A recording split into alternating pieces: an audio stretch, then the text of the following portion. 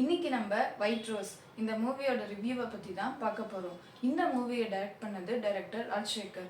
இதை ப்ரொடியூஸ் பண்ணது ரஞ்சினி. இந்த படத்தில் கயல் படத்தில் நடித்த ஆனந்தி, சுரேஷ், பேபி நக்ஷத்ரா, தரணி ரெட்டி மற்றும் பலர் நடிச்சிருக்காங்க.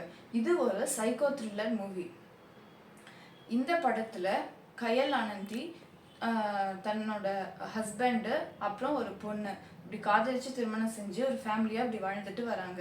ஒரு நாள் நைட் டின்னர் முடிச்சுட்டு வர வழியில் என்கவுண்டரில் தன்னோட ஹஸ்பண்டு ஏதோ ஒரு விஷயமா என்கவுண்டர் பண்ணும்போது தன்னோட ஹஸ்பண்ட் இறந்து போயிடுறாங்க. அப்புறம் அவங்களுக்கு நிறைய கடன் எல்லாம் இருக்குது.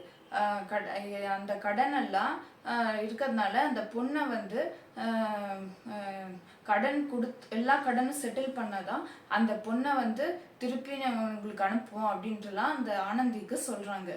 அப்புறம் கடைசியில் அவங்க ஆனந்தின்றவங்க அந்த மீன்ஸ் அந்த ஃபிலிமில் இருக்கிறவங்க ஹீரோயினாக இருக்கிறவங்க கடைசியில் அந்த பொண்ணை மீட்டாங்களா இல்லையா, அப்புறம் அந்த கடன் எல்லாம் அடைச்சாங்களா இல்லையா, அதுதான் இந்த படத்தோட மீதி கதை.